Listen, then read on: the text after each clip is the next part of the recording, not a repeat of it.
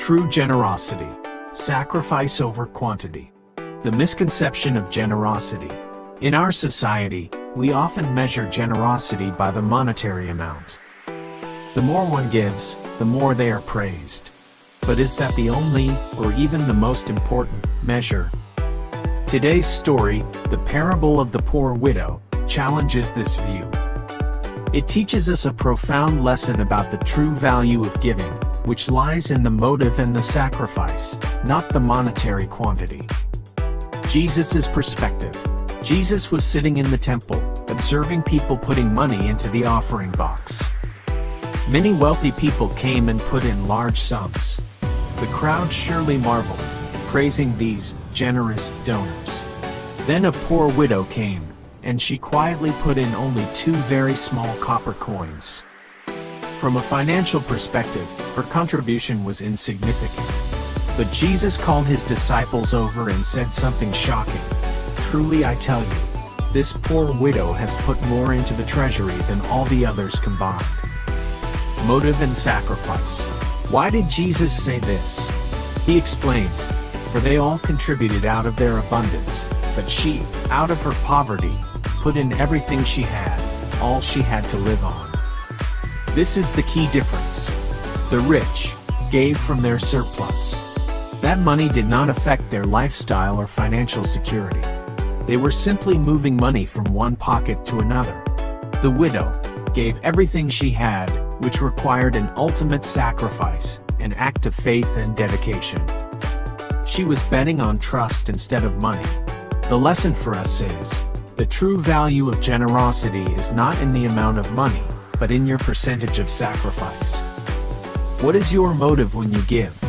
Are you trying to impress others, superficial generosity, or are you genuinely sharing from the heart and sacrifice, core generosity?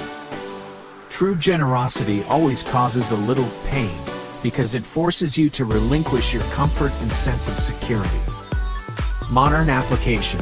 In personal finance and in life, we often give away what is easiest to spare.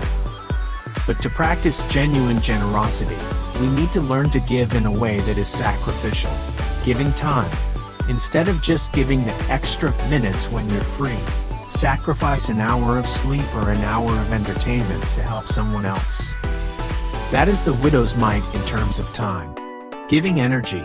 Instead of only doing easy tasks, dedicate your most valuable mental and physical energy to serve. Remember, when you give from your abundance, you are only making a transaction.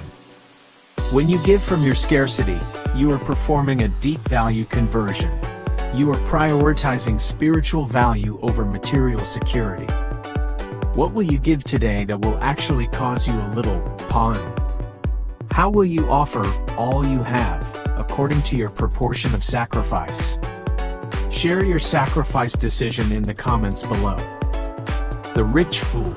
The illusion of control through accumulation. The obsession with the future. We spend most of our lives planning, accumulating, and preparing for someday, the day we'll retire, the day we'll be happy, the day we'll truly start living. But is it safe to exchange the entire present for a future that is merely an illusion?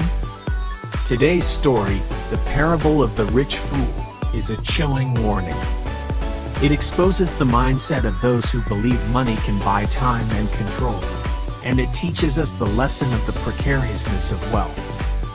Greedy accumulation, the ego and false security. The farmer in this parable was fortunate. His harvest was so abundant that it exceeded the capacity of his current storage barns.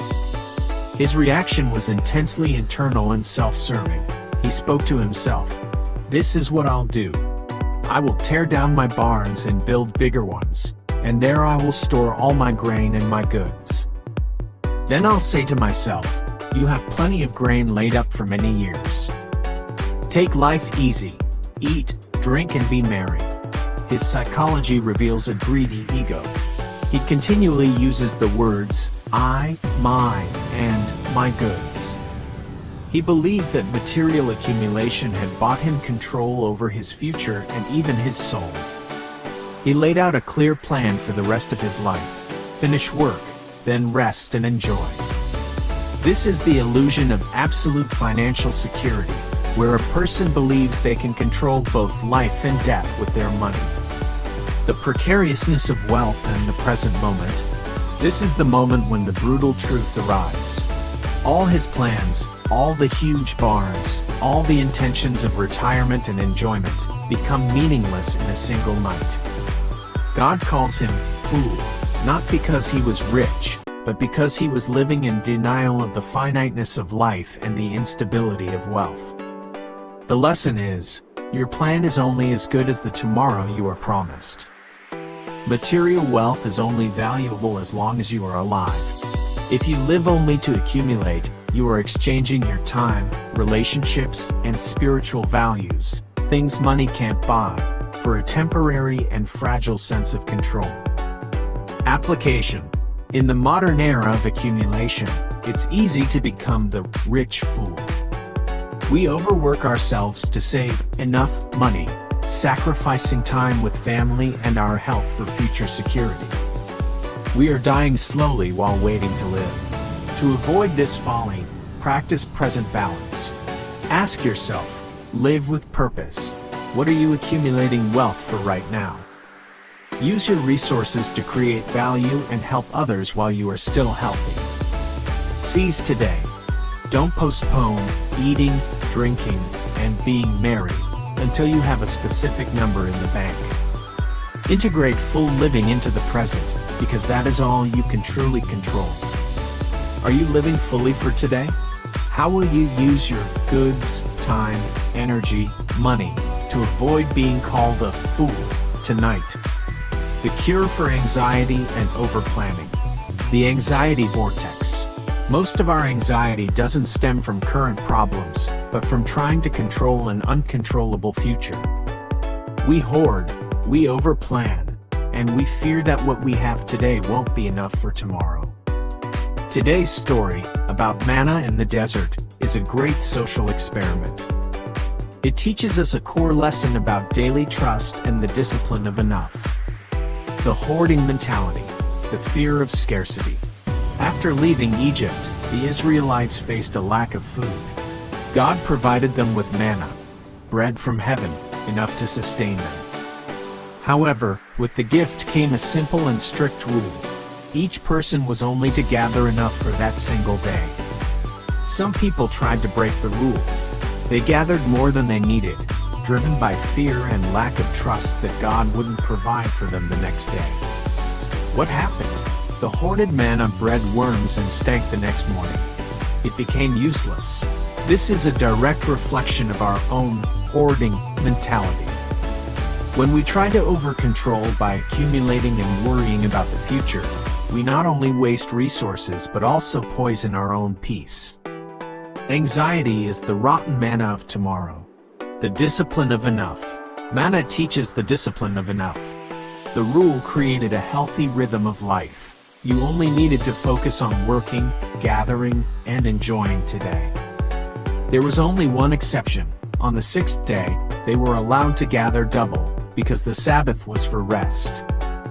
This proves that preparation is allowed, but excessive accumulation based on fear is not.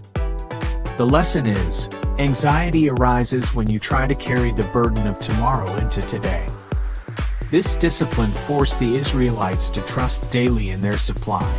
It compelled them to live in the present, accepting that they could only solve the problems of the next 24 hours. Application. In modern life, what is your manna? It's your time, energy, money, or information. Are you accumulating excessively? Financially, are you overworking to earn more money, to the point where you don't have time to spend it meaningfully? Determine what enough means for your financial security and stop chasing a bottomless fear. Mentally, physically, are you hoarding anger, worry, and negative thoughts from the day before? Apply the manna principle. Only process today's problems and throw away the rotten manna of anxiety at the end of the day. Today, what kind of rotten manna, old worries, unnecessary accumulation will you throw away to find peace?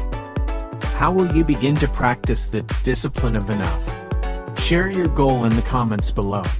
And don't forget to subscribe to the channel so you don't miss our next meaningful lessons. See you again soon.